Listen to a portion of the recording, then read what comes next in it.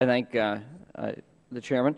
I just have a broad question for both of you, and if you could answer this. So I read in news reports that merchants and universities are finding out about data breaches from the government, from financial institutions, from credit card companies, banks, the whole lot. Why are merchants failing to detect those security breaches? I can't answer why they're not detecting the security breaches, but law enforcement, as well as other parts of the private sector, banks, processing companies, have a unique perspective of looking at data, compromised data. So we can be working with bank investigators. You can take any bank, for example, and when they start seeing different anomalies with their customer base of reporting fraud losses, the initial point of report is going to be back to the bank investigator or back to the bank.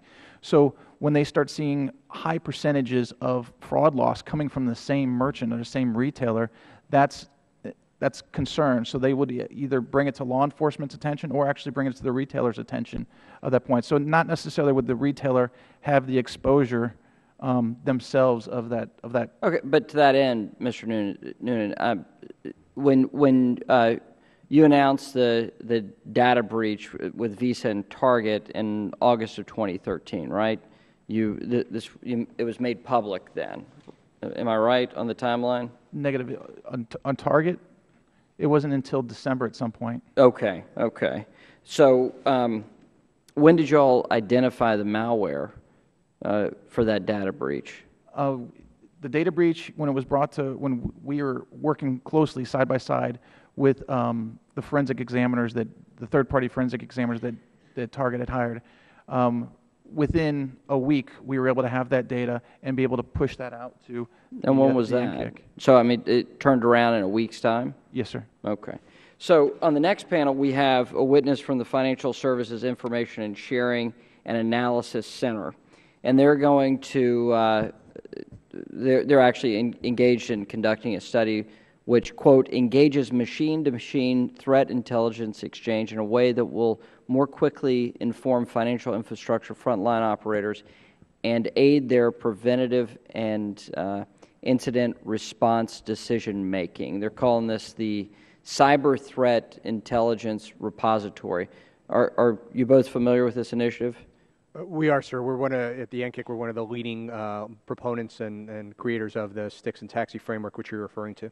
So will this speed the response?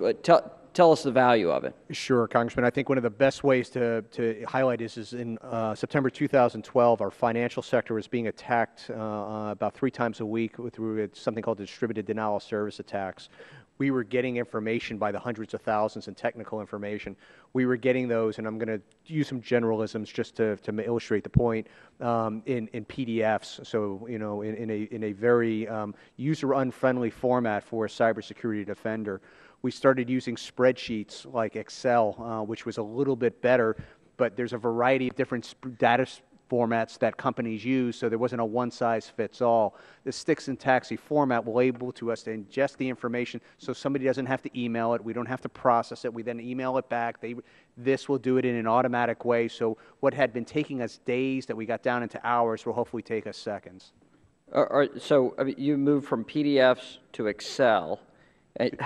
Okay. To a machine-to-machine format that will take the human out of the equation. Again, it'll be up to where the destination goes, how they're going to want to process it. My time is short, but if you would, can you tell us the legal restrictions that prohibit greater data sharing? What are the things we could do to make that dissemination of data better? Congressman, I'm going to highlight something the question that was asked from Mr. Noonan, and you may have asked it. I mean, one of the things that we would really ask Congress to do is better define clarity on information sharing. What is it information that the private sector and others can share with us? I will tell you, we meet with a lot of C-suite executives, the security folks, and they go, by all means, government, here, you can have this information, proliferate it widely. Others are being attacked. This will help us all. Then they have others in the company who are giving good advice, their lawyers, saying, look, there is no legal means that allows this. We're assuming some risk, some liability here. If we could get some clarity as to what can be shared with us and have that in law, that will really speed the process. And also, it should be respectful of privacy and civil liberties. We should not do this without having some governance on us, but it should not stop us from doing it either. I thank the chairman for her advocacy on this important issue. Mr. Rothfuss.